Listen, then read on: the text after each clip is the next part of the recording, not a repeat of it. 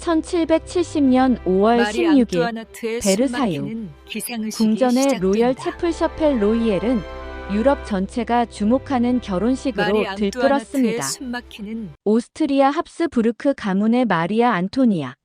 이제는 프랑스식 이름 마리 앙투아네트로 불리게 된 14살 소녀가 15살의 도피네 루이 오기스트와 혼인 서약을 올리던 그 순간 그녀의 눈빛에는 불안과 기대가 교차하고 있었습니다.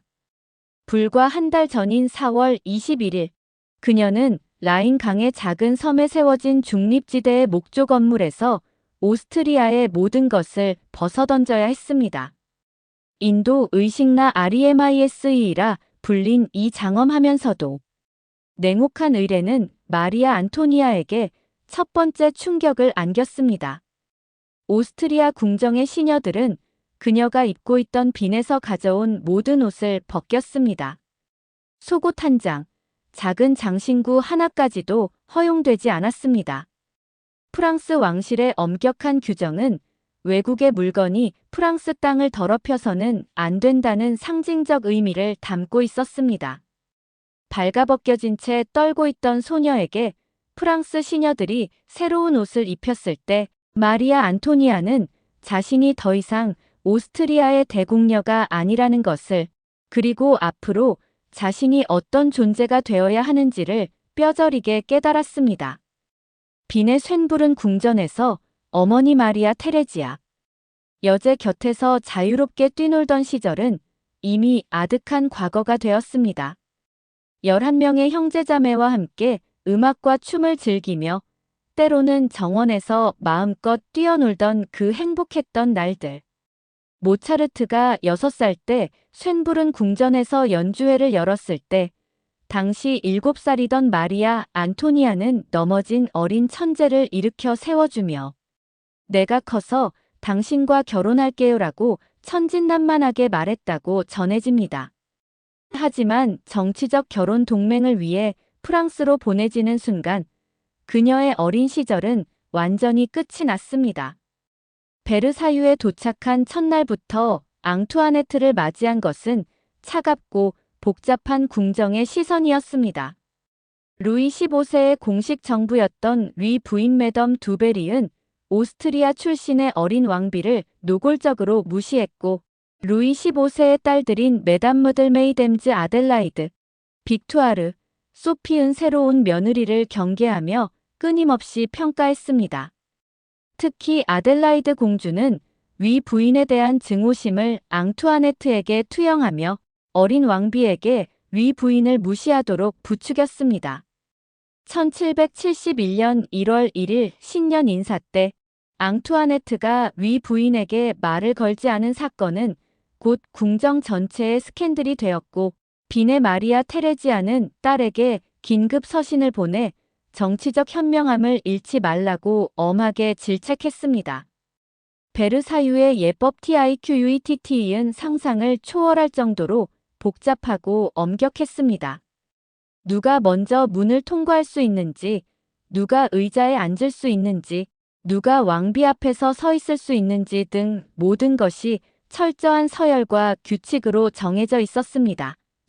베르사유 궁정의 예법과 의례 LTIQUETE et res.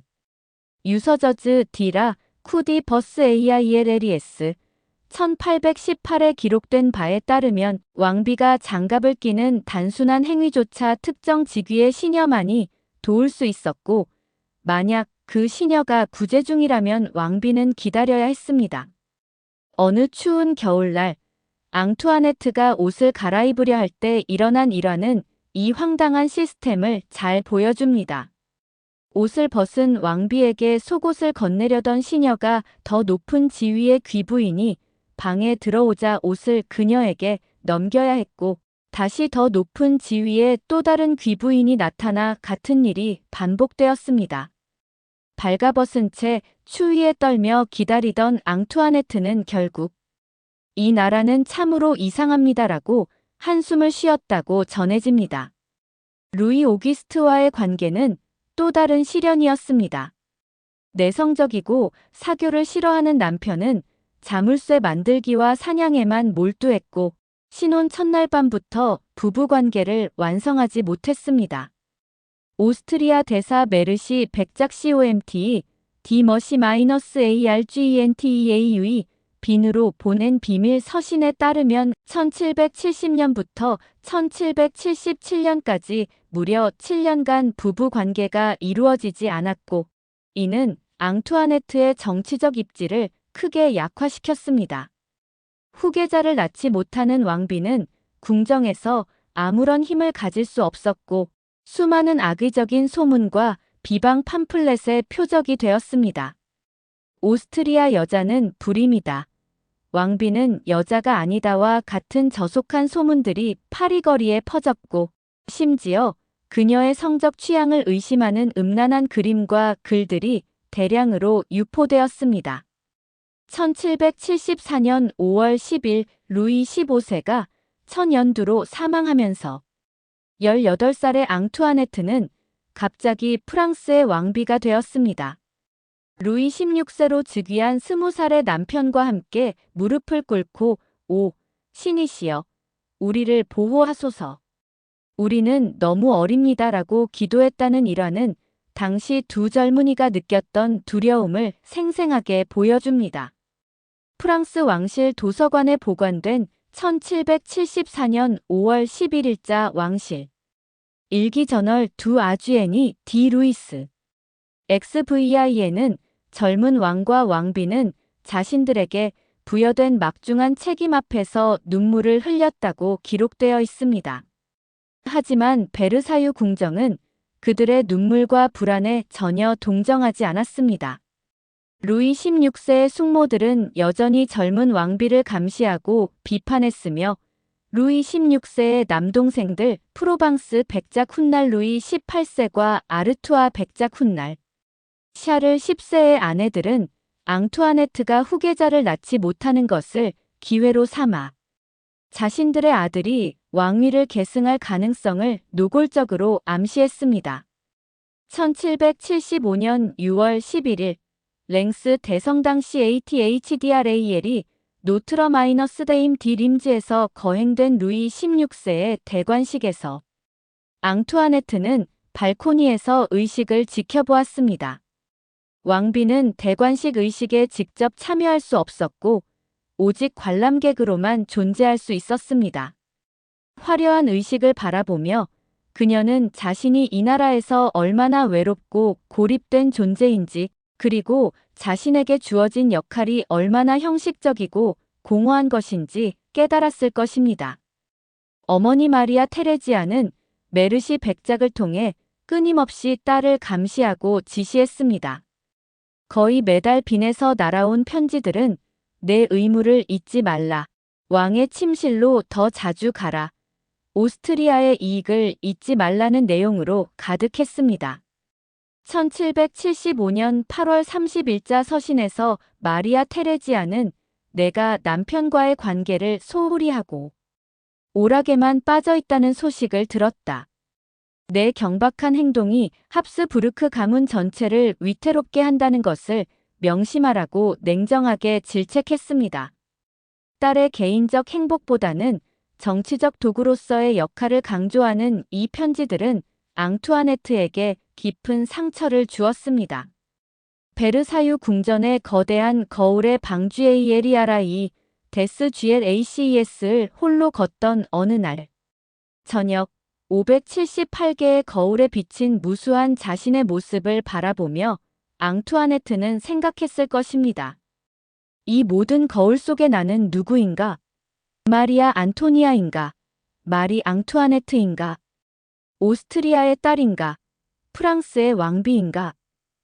그녀는 어디에도 속하지 못한 채 두 나라 사이의 다리 역할만을 강요받는 외로운 소녀였습니다. 1776년 20살이 된 앙투아네트는 베르사유의 숨막히는 예법과 끊임없는 감시, 부부관계의 실패, 후계자 생산의 압박, 궁정의 음모와 질시 속에서 점점 더 깊은 고독과 절망에 빠져들었습니다. 프랑스 국립문서 보관소 아카이브즈 내셔널레스 디 프랑스에 보관된 당시 궁정 일기와 서신들을 보면 이 시기에 앙투아네트가 얼마나 정서적으로 불안정했는지 알 수 있습니다. 그녀는 도피처를 찾기 시작했습니다. 파리 오페라 가극장에 가면 무도회, 밤새도록 이어지는 카드게임, 화려한 의상과 보석, 그리고 소수의 친구들과 함께하는 사적인 모임들. 이것이 바로 경박한 왕비라는 오명의 시작이었지만 그 이면에는 생존을 위한 한 인간의 몸부림이 숨어 있었습니다. 낯선 땅 베르사유에서 14살 소녀가 겪어야 했던 첫 번째 시련은 단순한 문화 적응의 문제가 아니었습니다. 그것은 자신의 정체성을 잃고 끊임없이 감시당하며 사랑받지 못하고 정치적 도구로만 존재해야 하는 실존적 위기였습니다. 1770년부터 1776년까지 베르사유의 차가운 대리석 바닥을 걸으며 앙투아네트가 흘렸던 보이지 않는 눈물은 훗날 그녀가 보여준 모든 일탈과 사치를 이해하는 열쇠가 됩니다. 1682년 태양왕 루이 14세가 베르사유 궁전을 프랑스 왕국의 공식 궁정으로 선포한 순간부터 이곳은 단순한 왕의 거처가 아닌 절대 왕정의 무대이자 감옥으로 변모했습니다. 루이 14세는 짐이 곧 국가다 엘텍, CEST와라는 유명한 말로 자신의 절대 권력을 표현했지만 역설적으로 그 자신과 후손들을 세밀하게 설계된 의뢰의 포로로 만들어버렸습니다. 100년이 지난 1770년대 마리 앙투아네트가 마주한 베르사유는 여전히 루이 14세가 만든 이 숨막히는 시스템 속에서 작동하고 있었습니다. 왕비의 하루는 새벽부터 시작되었습니다. 매일 아침 정확히 8시 첫 번째 시녀장 피레이 에마이레이 팸디 CHAM 비레이 왕비의 침실로 조용히 들어와 폐하 일어나실 시간입니다 라고 속삭이며 커튼을 살짝 열었습니다. 하지만 왕비는 그 즉시 일어날 수 없었습니다. 르베레버, 즉 기상의식이 시작되기를 기다려야 했기 때문입니다. 1676년 출간된 궁정예법서 프랑스 궁정의 의례와 규범레스 시아머니즈의 COUTUMES 디라 쿠디 프랜스에는 왕과 왕비의 기상의식이 상세히 기록되어 있습니다. 왕비가 눈을 뜬 후 시녀는 대기실에 모여있는 귀족 여성들에게 왕비가 깨어났음을 알렸습니다. 그러면 엄격한 서열에 따라 귀족들이 차례로 침실에 입장했습니다. 먼저 왕족 부인들 데임즈 두 페레이아이에스, 왕의 딸들과 며느리들이 들어오고 그 다음 공작 부인들, 후작 부인들, 백작 부인들 순서였습니다. 앙투아네트는 침대에 누운 채로 이 모든 귀족 여성들에게 인사를 받아야 했습니다. 각자의 서열에 맞는 정확한 고갯짓으로 응답해야 했고 만약 실수라도 하면 궁정 전체에 소문이 퍼졌습니다. 1778년 12월 19일 앙투아네트의 친구였던 폴리냑 부인 욜런드 디 POLAS 티아로엔 DUCHESSE 디 POLIGNAC에게 보낸 사적인 메모에서 왕비는 아침마다 이 의식을 치르는 것이 얼마나 피곤한지 당신은 상상도 못할 것입니다. 때로는 그냥 혼자 일어나 창문을 열고 아침 공기를 마시고 싶을 뿐인데라고 토로했습니다. 기상 인사가 끝나면 본격적인 왕비의 화장나 TOILETT 디라 레인 의식이 시작되었습니다. 옷을 입는 순서조차 철저하게 정해져 있었습니다. 속옷을 건네는 사람, 패티코트를 입히는 사람, 코르셋을 조이는 사람, 드레스를 입히는 사람, 장갑을 끼워주는 사람, 목걸이를 채우는 사람까지 모두 달랐고 각자의 특권은 그들의 가문이 수백 년간 지켜온 세습적 권리였습니다. 특히 코르셋을 조이는 과정은 고문에 가까웠습니다. 18세기 프랑스 궁정의 코르셋은 고래뼈로 만들어진 단단한 구조물로 여성의 허리를 극단적으로 조여 모래시계 같은 실루엣을 만들어냈습니다. 궁정의상 연구가 에밀 랑제마일랭에 져서 18세기 프랑스 여성 복식의 역사에 따르면 왕비의 코르셋은 허리둘레를 최소 10cm 이상 줄였고 이로 인해 호흡 곤란, 소화장애, 심지어 갈비뼈 변형까지 초래했습니다.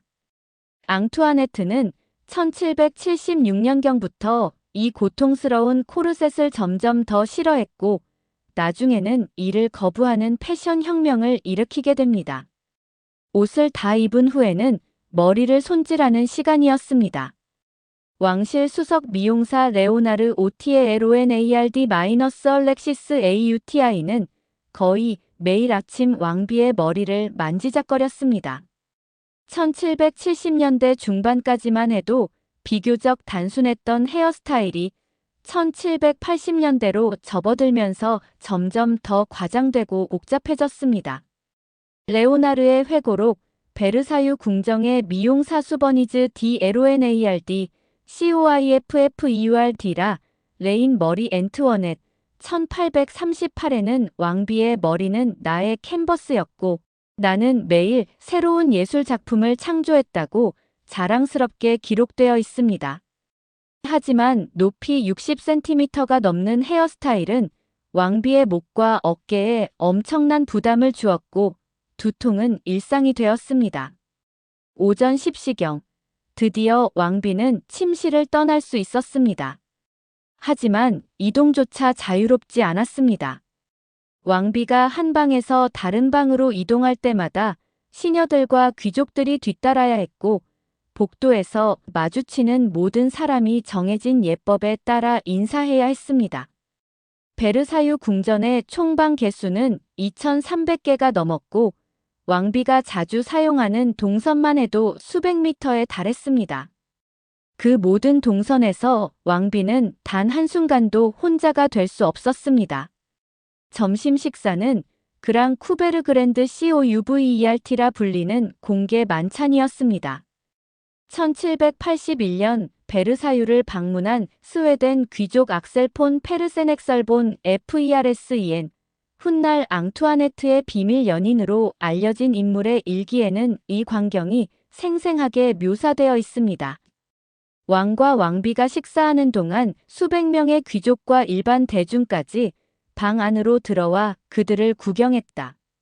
마치 동물원의 진귀한 동물을 보는 것 같았다. 왕비는 포크를 입으로 가져가는 동작조차 우아하게 해야 했고 씹는 모습까지도 감시당했다. 식사 메뉴조차 전통과 규범에 얽매여 있었습니다. 왕실 주방장 그랜드 CUISINIER은 왕비가 선호하는 음식보다는 궁정 전통에 따른 요리를 준비했고 왕비는 입맛이 없어도 최소한 몇 가지 요리를 맛보는 신용이라도 해야 했습니다.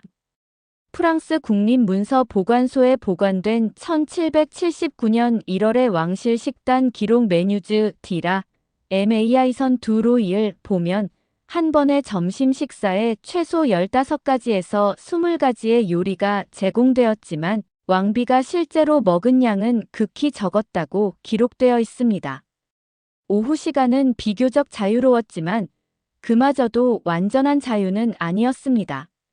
왕비는 정해진 응접실 설란에서 귀족 부인들을 접견하거나 자수나 음악 같은 적절한 취미 활동을 해야 했습니다. 하지만 앙투아네트는 점차 이런 지루한 일상을 견디지 못하고 파리로 나가거나 궁전 내의 사적인 공간으로 도피하기 시작했습니다. 1774년 루이 16세가 즉위한 후 앙투아네트는 남편에게 간청하여 뿌띠 트리아농 페티 TRIANON을 개인 별궁으로 하사받았습니다. 이곳만은 제가 저 자신이 될 수 있는 유일한 공간입니다라고 그녀는 남편에게 말했다고 전해집니다. 저녁이 되면 더욱 화려하고 복잡한 의식들이 이어졌습니다. 주 23회는 아파르트망 APPARTEMENT라 불리는 공식 사교 모임이 열렸는데 이는 루이 14세가 귀족들을 궁정에 묶어두기 위해 고안한 시스템이었습니다. 거울의 방과 여러 응접실에서 카드 게임, 당구, 음악 연주, 춤 등이 펼쳐졌고 왕과 왕비는 이 모든 행사에 참석하여 귀족들과 교류해야 했습니다. 1782년 11월 3일 베르사유를 방문한 영국 작가 호레이스 월폴 호러스 월폴은 자신의 서간집 더 레터즈 어브 호러스 월폴에 이렇게 기록했습니다. 베르사유 궁정은 겉으로는 화려하고 우아해 보이지만 실제로는 가장 억압적이고 비인간적인 곳이다. 왕과 왕비는 금으로 만든 새장 속의 새와 같다. 날개는 있지만 날 수 없고 목소리는 있지만 자유롭게 노래할 수 없다. 밤 10시가 되면 쿠셰시오유cher, 즉 취침 의식이 시작되었습니다. 아침에 기상 의식을 거꾸로 되풀이하는 이 의례는 더욱 기괴했습니다. 왕비는 침실로 돌아가 수십 명의 귀족 여성들이 지켜보는 가운데 옷을 벗었습니다. 각 옷을 받는 사람의 서열이 정해져 있었고 드레스를 벗기는 사람, 코르셋을 풀어주는 사람, 잠옷을 입히는 사람이 모두 달랐습니다.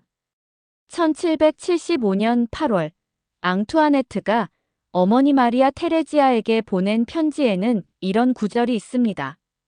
어머니, 저는 때때로 제가 인간이 아니라 인형이 된 것 같은 느낌을 받습니다. 아침에 눈을 뜨는 순간부터 밤에 잠들 때까지 저는 단 한 번도 혼자만의 시간을 가질 수 없습니다. 화장실에 갈 때조차 시녀가 문 밖에서 기다리고 있고 목욕할 때도 누군가 지켜보고 있습니다. 저는 가끔 이 모든 것에서 벗어나 그냥 평범한 여자가 되고 싶다는 생각을 합니다. 가장 고통스러운 순간은 부부의 침실 생활마저 공개되어야 했다는 점입니다. 왕과 왕비가 후계자를 생산하는 것은 단순히 개인적인 일이 아니라 국가적 의무였기 때문에 심지어 구부의 첫날 밤조차 고위 귀족들이 침실 밖에서 대기했다가 일이 완수되었는지 확인했습니다. 1770년 5월 16일 혼인 첫날 밤, 루이 오기스트가 부부 관계를 완성하지 못했을 때 그 사실은 곧 궁정 전체에 알려졌고 다음 날 아침 스페인 대사가 본국에 보낸 급전에까지 기록되었습니다. 프랑스 역사학자 피에르 드 놀라크 피에어 DNOLHAC의 연구서 말이 앙투아네트 왕비의 일상머리 엔트워넷 DAUPHIN이 1929에는 베르사유의 일상이 얼마나 왕비를 짓눌렀는지 상세히 분석되어 있습니다. 루이 14세가 설계한 베르사유 시스템은 왕권을 신성시하고 귀족들을 통제하기 위한 것이었지만 역설적으로 왕실 구성원들 자신을 가장 가혹한 포로로 만들었다. 특히 외국에서 시집온 왕비들에게 이 시스템은 문화적 충격과 정서적 학대를 동시에 가하는 것이었다.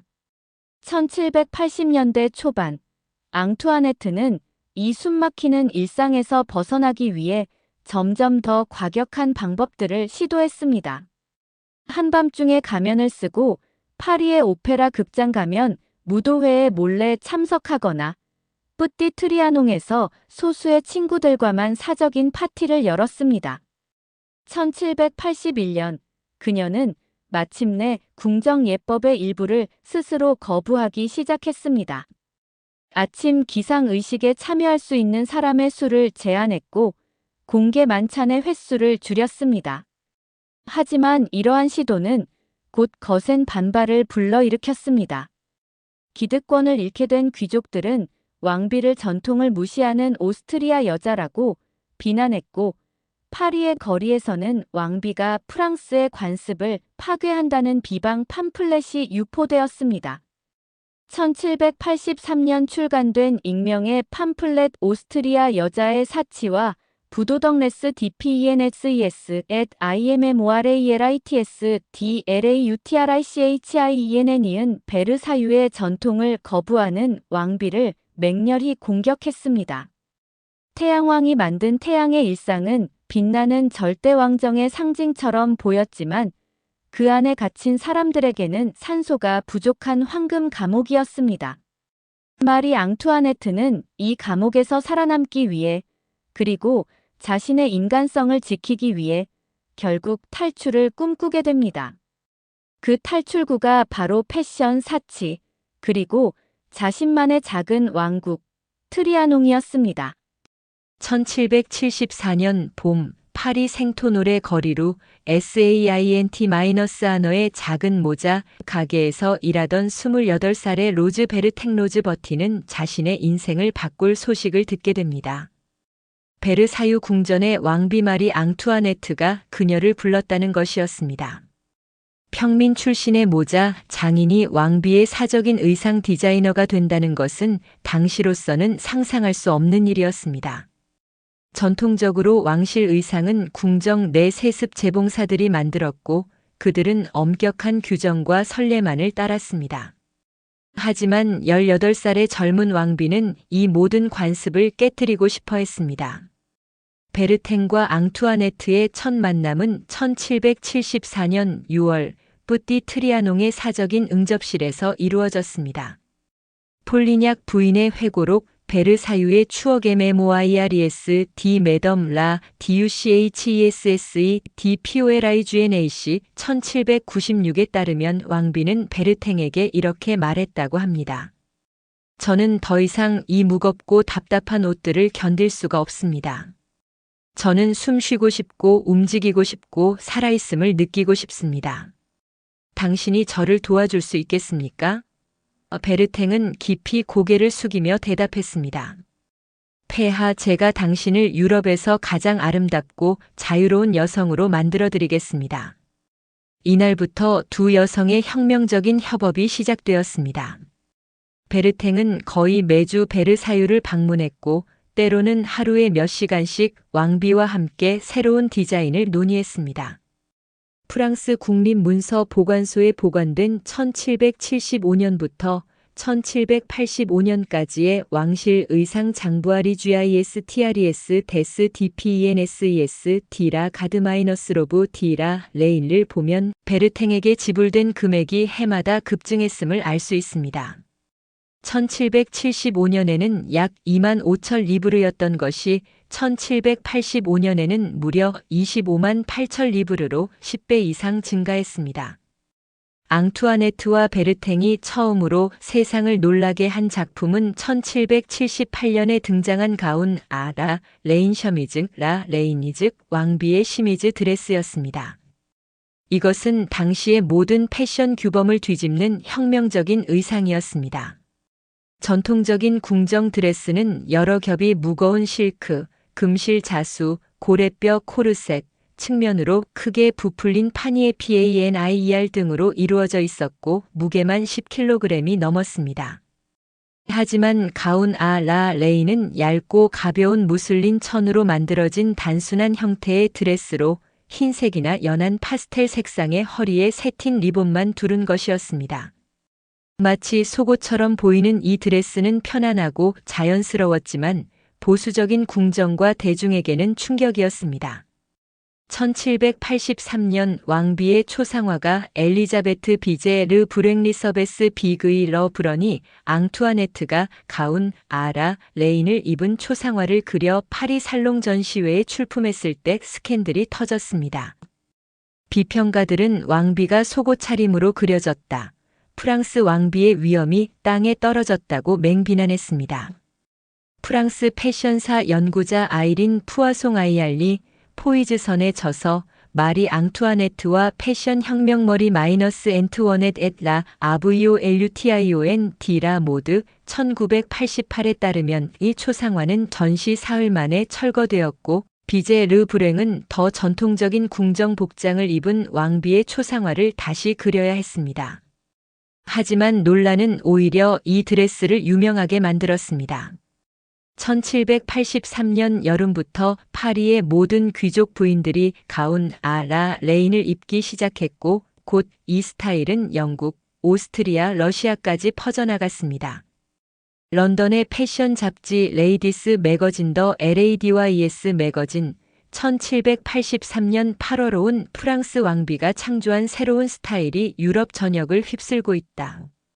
여성들은 더 이상 무거운 갑옷 같은 드레스에 갇히고 싶어 하지 않는다고 보도했습니다. 하지만 이 혁신에는 정치적 비난이 뒤따랐습니다.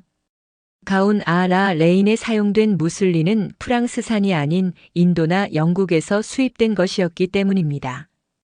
프랑스의 실크 직조 산업, 특히 리옹라이언 지역의 직조공들은 왕비가 외국 상품을 선호하여 프랑스 노동자들을 굶주리게 한다며 강력히 항의했습니다. 1785년 리옹 직조공 조합이 루이 16세에게 보낸 청원서 현재 리옹 시립문서 보관소 소장에는 왕비의 외국 취향 때문에 3,000명 이상의 숙련공들이 일자리를 잃었다고 적혀 있습니다. 앙투아네트의 패션 혁명은 의상에만 그치지 않았습니다. 헤어스타일에서도 그녀는 유럽 전체를 뒤흔들었습니다. 수석 미용사 레오나르 오티에는 왕비의 요구에 따라 점점 더 높고 복잡한 헤어스타일을 창조했습니다. 1774년부터 시작된 이 푸푸피오유F 헤어스타일은 해가 갈수록 과장되었습니다. 머리카락을 철사와 쿠션으로 받쳐 높이 솟아오르게 만들고 그 위에 깃털, 꽃, 리본, 심지어 작은 조형물까지 장식했습니다. 1778년 6월 프랑스가 미국 독립전쟁을 지원하기로 결정했을 때 앙투아네트는 독립을 위한 푸푸피오유F 린드 PENDANC라는 헤어스타일을 선보였습니다. 머리 위에 범선 모형을 올린 이 헤어스타일은 큰 화제가 되었습니다.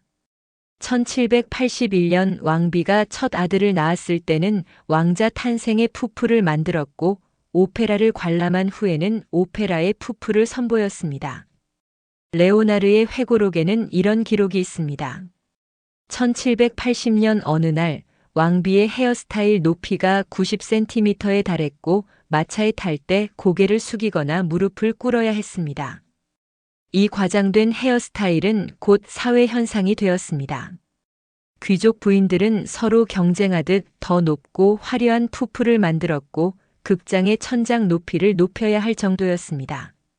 1781년 파리의 풍자 신문 메르퀴르 드 프랑스머쿠 디 프랜스는 이제 프랑스 여성들의 머리는 1층에 있고 얼굴은 2층에 있다고 조롱했습니다. 런던의 풍자 화가들은 프랑스 귀족 부인들의 우스꽝스러운 헤어스타일을 과장되게 그려 영국 대중을 웃겼습니다. 하지만 이 모든 화려함 뒤에는 왕비의 진지한 의도가 숨어 있었습니다. 앙투아네트는 패션을 통해 자신의 존재감을 드러내고 베르사유의 숨막히는 예법에서 벗어나고자 했습니다. 1779년 그녀는 친구 폴리냑 부인에게 보낸 편지에서 이렇게 썼습니다. 사람들은 제가 옷과 머리에 집착한다고 비난하지만 이것은 제가 저 자신을 표현할 수 있는 유일한 방법입니다. 저는 정치에 발언권이 없고 국정에 참여할 수 없습니다. 하지만 제가 입는 드레스와 제 머리 위의 장식만큼은 제가 선택할 수 있습니다. 이것이 저의 작은 자유입니다. 1780년대 초반 베르사유의 왕비 의상실은 마치 패션 하우스처럼 운영되었습니다. 베르탱은 매 시즌마다 새로운 컬렉션을 제안했고 왕비는 그 중에서 선택했습니다. 작은 인형의 옷을 입혀 미니어처 샘플을 만들었고 이것이 승인되면 실제 의상을 제작했습니다. 프랑스 장식 미술관 MUS의 데스 아츠 DCORATIFS에는 당시 베르탱이 만든 이 패션 인형 POUPSD 모두 몇 개가 보존되어 있습니다. 앙투아네트의 의상 취향은 계속 진화했습니다. 1780년대 중반부터 그녀는 더욱 단순하고 절제된 스타일을 선호하기 시작했습니다. 화려한 자수와 보석 대신 깨끗한 라인과 고급스러운 소재 자체의 아름다움을 강조했습니다. 영국의 테일러링 기법을 도입하여 레딩고트 REDINGOT, 영어 라이딩 코트에서 유래라는 여성용 코트 스타일을 프랑스에 소개하기도 했습니다. 1785년 목걸이 사건이 터지며 왕비의 명성이 치명타를 입은 후 앙투아네트는 의도적으로 사치를 줄이기 시작했습니다.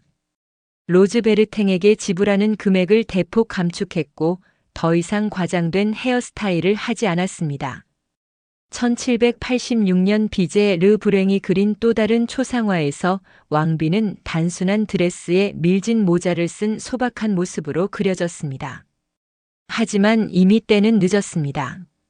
파리 거리에는 오스트리아 여자의 사치가 프랑스를 망친다는 비방 팜플렛이 넘쳐났고 대중은 왕비를 용서하지 않았습니다.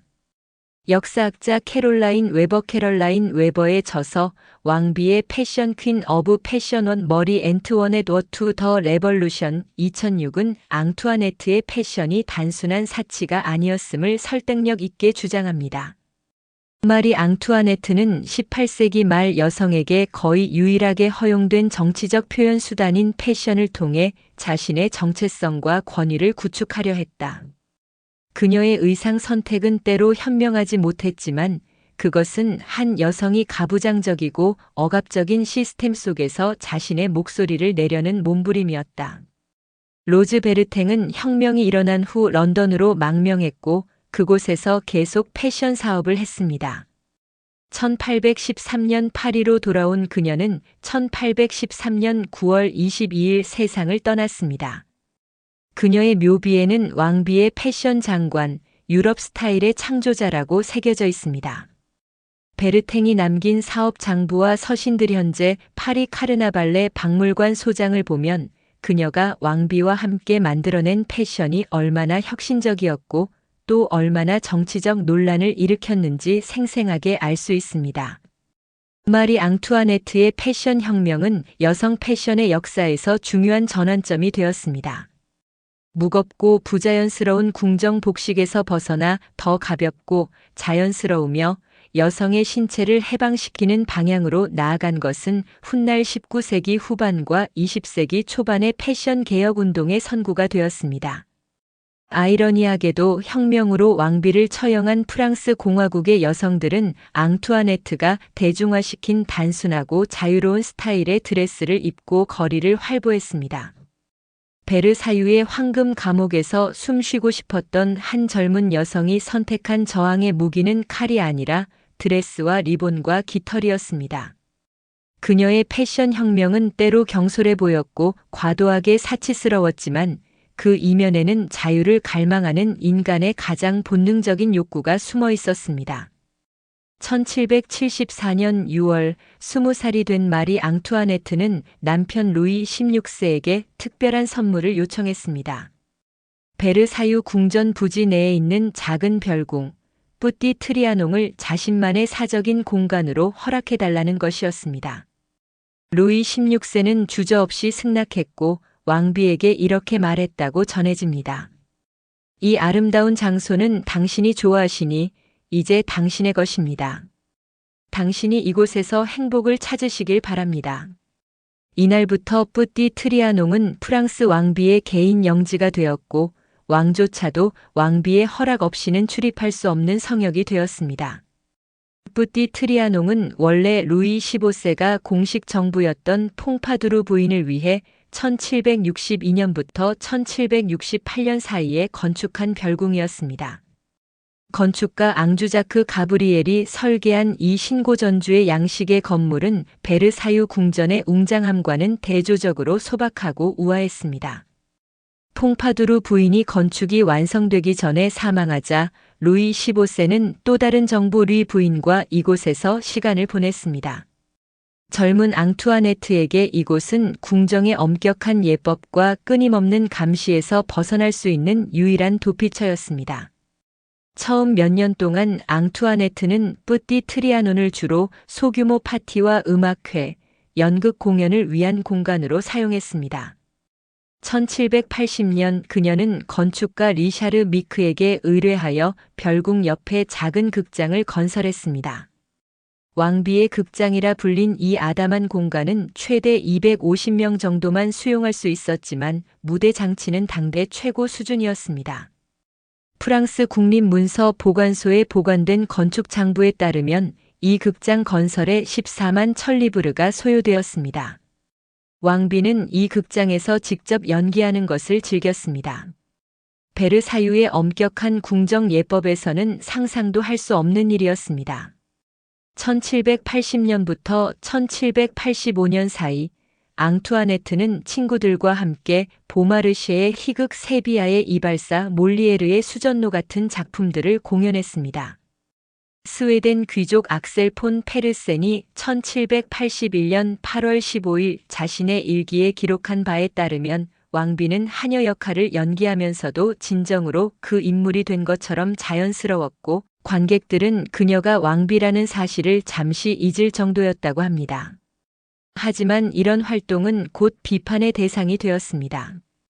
초대받지 못한 귀족들은 왕비가 신분을 낮추는 천박한 놀이를 한다고 수군거렸고 파리의 비방 팜플렛들은 왕비가 배우처럼 행동한다며 조롱했습니다. 당시 배우는 사회적으로 매우 낮은 신분으로 여겨졌고 심지어 사후 교회 묘지에 묻힐 수 없을 정도였습니다. 프랑스 왕비가 무대에서 연기한다는 것은 왕실의 위엄을 스스로 떨어뜨리는 행위로 간주되었습니다. 1783년 앙투아네트는 더 과감한 프로젝트를 시작했습니다. 뿌띠 트리아농 주변의 프랑스식 정형 정원을 영국식 자연 정원으로 재조성하고 그 한편에 왕비의 작은 마을을 건설하기로 한 것입니다. 이것은 단순한 정원 개조가 아니라 완전히 새로운 생활 방식에 대한 왕비의 열망을 구현한 것이었습니다. 건축가 리샤르 미크와 화가 위베르 로베르가 설계를 맡았고 1783년부터 1786년까지 약 3년에 걸쳐 건설되었습니다. 작은 마을은 노르망디 지방의 전원 마을을 모델로 한 12개의 건물로 구성되었습니다. 왕비의 집, 빌리아르 하우스, 물방앗간, 유제품 가공소, 농가, 비둘기장, 등대처럼 생긴 말보르 탑 등이 인공 호수 주변에 그림처럼 배치되었습니다. 겉보기에는 소박한 시골집들처럼 보였지만 내부는 정교하게 장식되어 있었습니다. 특히 유제품 가공소는 왕비가 가장 애착을 가진 장소였습니다. 세브르 도자기 공장에 특별 주문하여 만든 우유 항아리와 버터 그릇들이 대리석 선반에 진열되어 있었고 바닥은 하얀 대리석으로 깔려 있었습니다. 1787년 이곳을 방문한 영국 여행가 영은 자신의 여행기 프랑스 여행에서 이렇게 기록했습니다. 유제품 가공소는 마치 신전처럼 아름다웠다. 대리석과 도자기로 장식된 이곳에서 왕비가 직접 우유를 다룬다는 것은 전원 생활에 대한 귀족들의 낭만적 환상이 얼마나 현실과 동떨어진 것인지 보여주는 완벽한 예였다. 실제로 작은 마을에는 진짜 농부들이 고용되어 농사를 짓고 가축을 돌보았습니다. 스위스에서 공수한 순종 소들, 깨끗하게 씻긴 양들, 향수를 뿌린 염소들이 목가적인 풍경을 완성했습니다. 프랑스 국립문서보관소의 1786년 회계 장부를 보면 작은 마을의 운영비로 연간 약 5만 리브르가 지출되었고 이는 당시 숙련 노동자 100명의 1년 임금에 해당하는 금액이었습니다. 앙투아네트는 이곳에서 궁정 복장을 벗고 단순한 무슬린 드레스와 밀진 모자를 쓰고 평범한 여성의 삶을 흉내냈습니다. 친구들과 함께 호수에서 낚시를 하고 정원을 산책하며 때로는 직접 우유를 짜는 신용을 했습니다. 물론 이것은 진짜 농촌 생활이 아니라 일종의 전원생활 놀이였습니다. 하지만 왕비에게 이것은 베르사유의 황금 감옥에서 벗어나 잠시나마 자유를 느낄 수 있는 소중한 시간이었습니다. 1784년 7월 앙투아네트는 어머니 마리아 테레지아에게 보낸 편지에서 트리아농에 대해 이렇게 썼습니다. 어머니, 저는 이곳 제 작은 마을에서 진정한 평화를 느낍니다. 베르사유에서는 항상 누군가 저를 지켜보고 판단하고 비판합니다. 하지만 이곳에서는 그냥 마리 앙투아네트가 아니라 그저 한 명의 여자로 존재할 수 있습니다. 제가 꽃을 꺾거나 물가를 거닐 때 제 뒤에 시녀들이 줄지어 서 있지 않습니다. 이것이 얼마나 큰 행복인지 어머니는 상상하실 수 있겠습니까? 하지만 마리아 테레지아의 답장은 냉정했습니다. 1784년 9월 3일자 편지에서 여제는 이렇게 경고했습니다. 내가 그곳에서 평화를 찾는다니 기쁘지만 왕비로서의 의무를 잊어서는 안 된다. 내가 대중의 눈에서 멀어질수록 그들의 마음도 너에게서 멀어진다는 것을 명심하라. 사적인 행복을 추구하는 것도 좋지만 그것이 공적인 책임보다 앞서서는 안 된다. 실제로 트리아노는 점차 앙투아네트의 정치적 약점이 되었습니다. 파리의 대중들은 빵을 살 돈이 없어 굶주리고 있는데 왕비는 베르사유에서도 모자라 또 다른 사치스러운 별궁에서 놀고 있다고 분노했습니다. 1787년 출간된 비방 팜플렛 오스트리아 여자의 사치와 쾌락은 트리아농을 맹렬히 공격했습니다. 왕비는 수백만 리브르를 들여 장난감 같은 마을을 지었다. 그녀는 농부 복장을 하고 목동 놀이를 하지만 진짜 농부들은 세금에 짓눌려 신음하고 있다. 역사학자들의 연구에 따르면 실제로 트리아농 건설과 운영에 들어간 비용은 비방 팜플렛들이 주장한 것보다 훨씬 적었습니다. 역사학자 에블린 레버의 저서 마리 앙투아네트 마지막 왕비에 따르면 작은 마을 건설에 든 총 비용은 약 50만 리브르였고 이는 당시 프랑스 국가 예산의 0.1%도 되지 않는 금액이었습니다. 참고로 루이 16세가 미국 독립전쟁을 지원하는 데 쓴 돈은 약 10억 리브르였고 이것이 프랑스 재정을 파탄으로 몰아넣은 주요 원인이었습니다. 하지만 숫자와 사실은 중요하지 않았습니다. 대중의 분노는 이성적인 계산이 아니라 감정에서 비롯되었습니다. 왕비가 놀이농장에서 우유 짜는 신용을 하는 동안 진짜 농민들은 흉작과 세금으로 고통받고 있었습니다. 이 대비는 너무나 강렬했고 앙투아네트의 순진한 전원 생활 취미는 무감각하고 오만한 귀족 특권의 상징이 되어버렸습니다. 1785년 목걸이 사건이 터진 후 앙투아네트는 트리아농에서 더 많은 시간을 보냈습니다. 파리와 베르사유에서 자신을 향한 증오가 커질수록 그녀는 작은 마을의 고요함 속으로 더 깊이 숨어들었습니다. 1787년 봄, 그녀는 친구 폴리냑 부인과 함께 작은 마을의 정원을 거닐며 이렇게 말했다고 합니다. 이곳만이 내가 숨 쉴 수 있는 유일한 장소입니다. 바깥 세상은 너무 잔인하고 불공평합니다. 저는 아무 잘못도 하지 않았는데 왜 모든 사람이 저를 미워하는 걸까요? 1789년 5월 삼부회가 소집되고 프랑스는 혁명의 소용돌이로 빠져들기 시작했습니다. 그해 여름 앙투아네트는 마지막으로 트리아농을 방문했습니다. 10월 5일 베르사유에 굶주린 파리 여성들이 쳐들어왔을 때 왕비는 트리아농에서 급히 궁전으로 돌아와야 했습니다. 그녀가 서둘러 떠나며 방문을 닫을 때 그곳에 다시는 돌아오지 못하리라는 것을 알았을까요? 프랑스 작가 피에르 드 놀라크의 연구서 트리아농 마리 앙투아네트의 은신처는 이렇게 결론짓습니다. 트리아농은 한 여성의 자유에 대한 꿈이었고 동시에 귀족 계급의 현실 감각 상실을 보여주는 상징이었다. 왕비는 진심으로 그곳에서 행복을 찾았지만 그 인공적인 목가는 프랑스 혁명의 불길이 타오르는데 기름을 부은 격이 되고 말았다. 오늘날 트리아농을 방문하면 200년 전 왕비가 거닐었던 그 길을 따라 걸을 수 있습니다. 작은 마을의 건물들은 조심스럽게 복원되어 그날의 모습을 간직하고 있습니다. 호수는 여전히 잔잔하고 정원에는 꽃들이 피어납니다. 하지만 한때 이곳을 채웠던 웃음소리와 음악은 사라졌고 남은 것은 자유를 꿈꾸었던 한 여성의 슬픈 메아리뿐입니다. 마리 앙투아네트에게 트리아농은 단순한 별장이 아니었습니다. 그것은 자신이 선택할 수 있는 삶, 판단받지 않는 시간, 그리고 왕비가 아닌 한 사람으로 존재할 수 있는 유일한 공간이었습니다. 역설적이게도 자유를 찾아 만든 이 작은 마을은 그녀를 더 깊은 고립으로 그리고 결국 비극으로 이끄는 길이 되었습니다. 1785년 8월 15일 베르사유 궁전은 전례 없는 스캔들로 뒤흔들렸습니다. 목걸이 사건 LAFFAI레이 두 칼리어이라 불리게 될 이 사건은 마리 앙투아네트가 전혀 관여하지 않았음에도 불구하고 그녀의 명성에 치명적인 타격을 입혔습니다. 사건의 전말은 이러했습니다.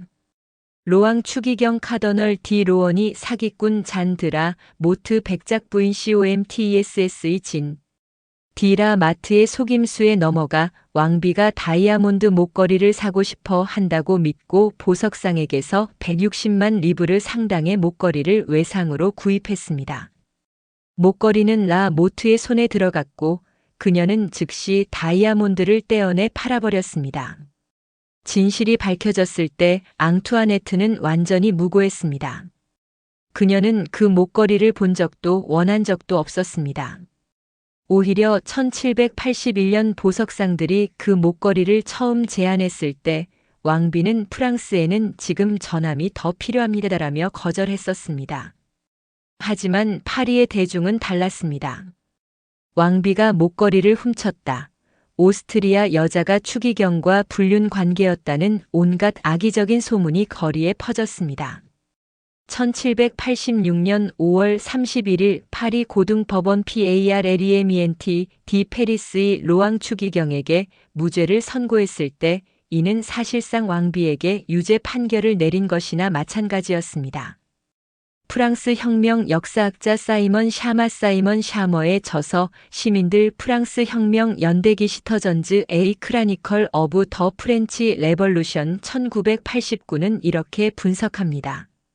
목걸이 사건은 마리 앙투아네트의 도덕적 권위를 완전히 파괴했다. 그녀가 실제로 무엇을 했는가는 중요하지 않았다. 대중은 이미 그녀를 사치스럽고 부도덕한 여자로 규정했고 이 사건은 그들의 편견을 확증하는 완벽한 증거가 되었다. 사건 이후 앙투아네트를 향한 비방은 극에 달했습니다.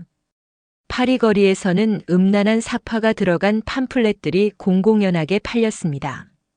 오스트리아 여자의 방탕한 생활레스 AMOURS D 찰럿 ETOINET 왕비의 음란한 밤레스 NUITS LICNCIEUSES D라 레인 같은 제목의 저속한 팜플렛들은 왕비를 성적으로 타락한 여성으로 묘사했습니다. 심지어 그녀가 동성애자라거나 왕의 남동생들, 귀족들, 하인들과 문란한 관계를 맺는다는 황당한 내용까지 유포되었습니다. 프랑스 국립도서관 BIBLIOTHQ 내셔넬레이 디 프랜스에는 1780년대 후반에 유포된 이런 비방 팜플렛 수백 종이 보관되어 있습니다. 역사학자 로버트 단털라버트 DARNTON의 연구 금지된 베스트셀러들 더 포비던 베스트 마이너스 셀러즈 어브 프리마이너스 레벌루셔네리 프랜스 1995에 따르면 이 팜플렛들은 단순한 외설물이 아니라 왕실에 대한 정치적 공격이었고 혁명 전야 프랑스 사회에서 엄청난 영향력을 행사했습니다. 이 모든 비방과 증오 속에서 앙투아네트는 점점 더 고립되었습니다. 한때 그녀의 편이었던 귀족들조차 하나둘 등을 돌렸습니다. 1787년 재정 위기가 심화되자 귀족들은 세금 개혁에 저항하며 왕실을 비난했고 그 모든 책임을 왕비에게 떠넘겼습니다. 오스트리아 여자가 프랑스를 망쳤다는 것이 귀족들의 공통된 주장이었습니다. 실제로는 루이 14세와 루이 15세 시대부터 축적된 국가 부채와 비효율적인 세금 제도, 미국 독립전쟁 지원으로 인한 막대한 지출이 원인이었지만 앙투아네트는 모든 것의 희생양이 되었습니다. 1787년 11월 15일 앙투아네트는 오스트리아에 있는 오빠 요제프 2세에게 절망적인 편지를 보냈습니다. 오빠, 저는 더 이상 어떻게 해야 할지 모르겠습니다. 제가 무엇을 하든 사람들은 저를 비난합니다. 제가 검소하게 지내면 위선이라 하고 옷을 잘 입으면 낭비라고 합니다. 제가 대중 앞에 나타나면 오만하다 하고 나타나지 않으면 의무를 방기한다고 합니다. 저는 이 나라에서 30년을 살았지만 여전히 오스트리아 여자일 뿐입니다. 저는 결코 진정한 프랑스 왕비가 될 수 없었습니다. 이 편지는 현재 빈의 오스트리아 국립문서 보관소에 보관되어 있습니다. 어머니 마리아 테레지아는 1780년 11월 29일 세상을 떠났습니다. 소식을 들은 앙투아네트는 며칠 동안 방에서 나오지 않고 울었다고 합니다. 평생 동안 어머니는 엄격하고 냉정했지만 그래도 그녀는 앙투아네트가 의지할 수 있는 유일한 혈육이었습니다. 어머니의 죽음 이후 왕비는 더욱 깊은 고독 속으로 빠져들었습니다. 1781년 1월 친구 폴리냑 부인에게 보낸 편지에서 그녀는 이렇게 썼습니다. 어머니가 돌아가신 후 저는 이 세상에서 완전히 혼자라는 느낌을 지울 수 없습니다. 남편은 착하지만 제 마음을 이해하지 못하고 사람들은 저를 미워합니다. 당신만이 제 유일한 위안입니다. 하지만 폴리냑 부인과의 우정도 문제가 되었습니다. 앙투아네트는 친구에게 너무 많은 선물과 직위, 연금을 하사했고 이는 또 다른 비난의 원인이 되었습니다. 1780년대 중반까지 폴리냑 가문이 왕실로부터 받은 총액은 약 50만 리브르에 달했습니다. 궁정의 다른 귀족들은 왕비가 편애한다며 질투했고 파리 대중은 왕비가 애첩에게 국고를 탕진한다고 비난했습니다. 1788년 여름 프랑스는 극심한 가뭄과 흉작으로 식량 위기에 직면했습니다. 빵 가격이 치솟았고 파리 거리에서는 굶주린 사람들의 폭동이 일어났습니다. 이때 왕비가 빵이 없으면 케이크를 먹으라고 했다는 유명한 일화가 퍼졌습니다. 하지만 이것은 완전한 거짓이었습니다. 이 말은 실제로 장자크 루소가 1765년에 쓴 고백롱레스 컨페션즈에 이미 등장하는데 당시 앙투아네트는 겨우 10살이었고 아직 프랑스에 오지도 않았을 때였습니다. 하지만 진실은 중요하지 않았습니다. 대중은 믿고 싶은 것을 믿었고 이 일화는 왕비의 무감각함과 오만함을 상징하는 대표적인 이야기로 굳어졌습니다. 역사학자 안토니아 프레이저 앤토니어 프레이저의 전기마리 앙투아네트 여정머리 앤트워넷 버전이 2001은 이렇게 지적합니다. 마리 앙투아네트에 대한 증오는 합리적 판단의 결과가 아니라 프랑스 사회가 안고 있던 모든 불만과 좌절의 투사였다. 그녀는 외국인이었고 여성이었고 권력의 상징이었다. 세 가지 모두 혁명 전야 프랑스에서 공격받기 쉬운 위치였다. 1789년 5월 5일 175년 만에 처음으로 삼부회가 소집되었습니다. 베르사유의 회의장에 모인 귀족, 성직자, 평민 대표들 앞에서 루이 16세와 앙투아네트가 입장했을 때 왕에게는 박수가 있었지만 왕비에게는 차가운 침묵만이 있었습니다. 어떤 대표들은 노골적으로 고개를 돌렸고 수군거리는 소리가 들렸습니다. 앙투아네트는 창백한 얼굴로 자리에 앉았고 의식이 끝날 때까지 고개를 들지 못했다고 전해집니다.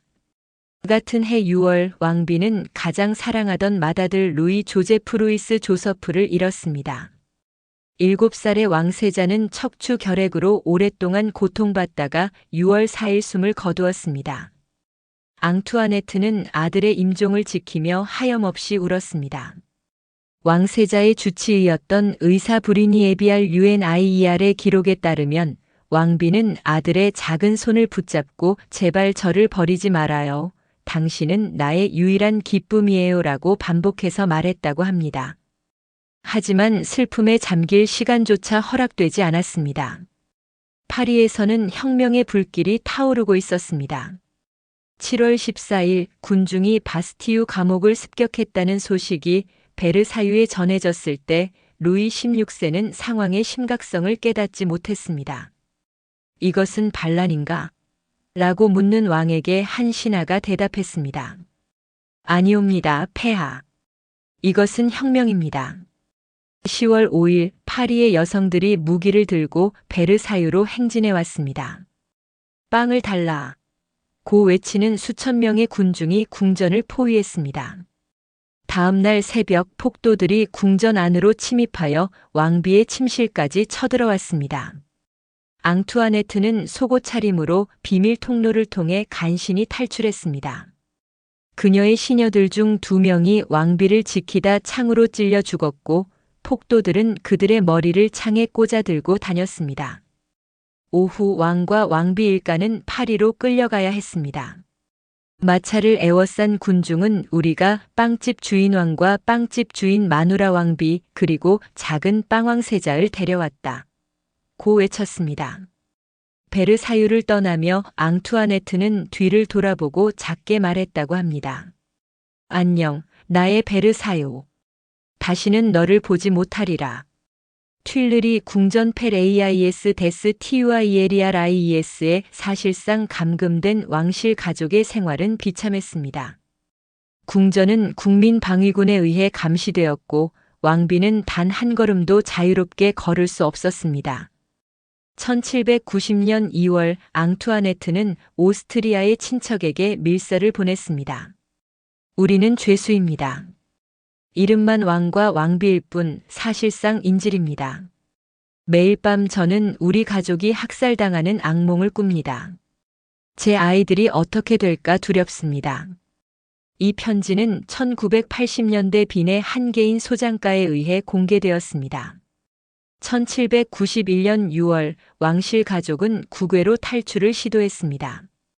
바렌 VARENNES에서 체포된 후 파리로 다시 끌려왔을 때 앙투아네트의 머리카락은 하룻밤 사이에 하얗게 새었다고 전해집니다. 당시 35살이었던 왕비는 갑자기 늙은 여인처럼 보였습니다. 스웨덴 귀족 페르센 백작이 남긴 기록에는 왕비의 얼굴에서 젊음의 흔적이 완전히 사라졌다. 그녀의 눈은 공포와 슬픔으로 가득했고 한때 장밋빛이던 뺨은 창백하고 수척했다고 적혀 있습니다.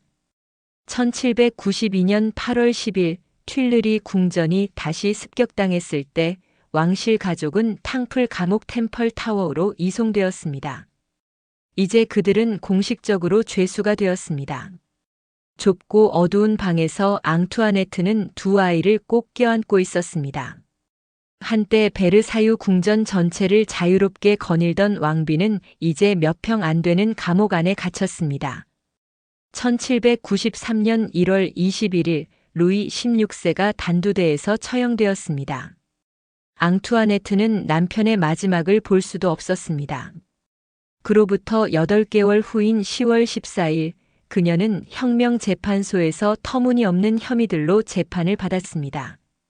국고 탕진, 외국과의 공모, 심지어 자신의 어린 아들을 성적으로 학대했다는 황당한 혐의까지 받았습니다. 마지막 혐의를 들었을 때 그토록 수동적이던 앙투아네트가 자리에서 벌떡 일어나 외쳤습니다.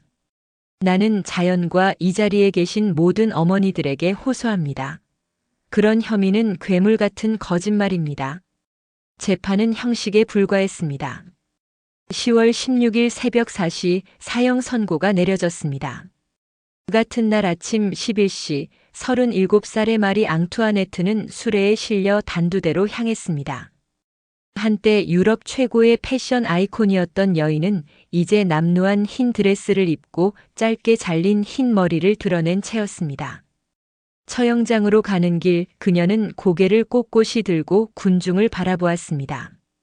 증오에 찬 함성을 지르는 그들 가운데 한 여성이 조용히 눈물을 흘리는 것을 보았을까요? 오전 12시 15분 단두대의 칼날이 내려왔습니다. 베르사유의 마지막 왕비, 한때 자유를 꿈꾸며 작은 마을을 만들었던 그 여인의 생은 이렇게 끝났습니다. 역사는 마리 앙투아네트를 오랫동안 사치스럽고 경솔한 왕비로 기억했습니다. 하지만 오늘날 우리는 그 화려한 옷과 과장된 헤어스타일 뒤에 숨겨진 한 인간의 고독과 두려움, 그리고 자유를 향한 간절한 갈망을 볼 수 있습니다. 그녀는 완벽한 사람이 아니었습니다. 때로 경솔했고 정치적으로 무지했으며 자신의 특권을 충분히 인식하지 못했습니다. 하지만 그녀는 또한 사랑하는 어머니였고 친구를 소중히 여기는 여성이었으며 숨막히는 체제 속에서 숨 쉬려 애쓴 인간이었습니다.